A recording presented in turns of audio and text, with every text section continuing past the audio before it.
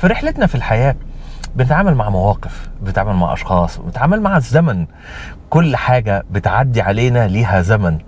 المهام اللي احنا بنقوم بيها، كل الأمور ديت بتشكل بالنسبة لنا الرحلة. بنتعامل معها ازاي؟ ايه افضل طريقة للتعامل معاها؟ بنتعامل مع الناس ازاي؟ ايه انواع الشخصيات اللي بنتعامل معاهم؟ الشخصية المرحة، الشخصية الهادية، الشخصية المتحركة، الشخصية المتحدثة. كل الشخصيات اللي بنقابلهم في حياتنا في اساليب معينة يفضل التعامل معهم بيها، واحنا كمان لينا طريقتنا احنا في التعامل مع الشخصيات وتعامل مع المواقف وتعامل مع الضغوط، ونتعامل مع الزمن ازاي، بنخطط ازاي. كل الامور ديت بتشكل رحلة الحياة. ده اللي احنا هنتكلم فيه، وهنحاول على قد ما نقدر ان احنا نستفيد في بعض الامور زي ما اتكلمنا عن برنامج الرحلة بشكل عام، لكن فيما يتعلق بالمواقف الخاصة بأصحابها في ظل أي أسئلة هتجيلنا هنحاول إن احنا نخلي الحديث عن الموقف متعلق بظروف صاحبه، لأن في مجال التطوير المهني مفيش حاجة اسمها قاعدة عامة بتنطبق على كل البشر بنفس الطريقة، بنفس الأداء، بنفس القدر. في اختلافات لأن احنا مختلفين، بما ان مفيش اتنين على وجه الارض متطابقين، فما ينفعش يكون عندنا منهجية متطابقة تمر على الناس كلها. هنتكلم على بعض الشخصيات.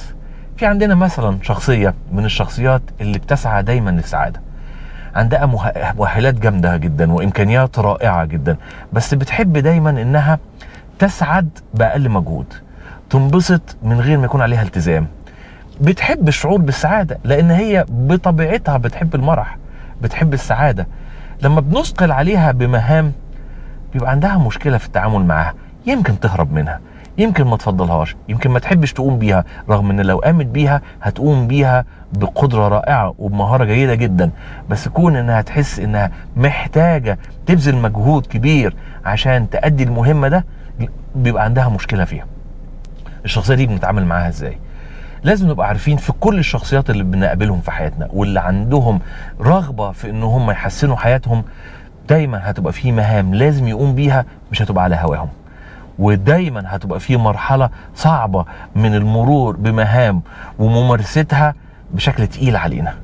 فلو بنتكلم على الشخصية ديت اللي هي عندها إمكانيات وعندها قدرات وعندها مهارات رائعة جدا، بس حتة انها تبقى عندها مسؤولية تلتزم بيها من اجل اتمام المهمة بيبقى شيء تقيل عليها، لازم نتعامل بطريقة معينة.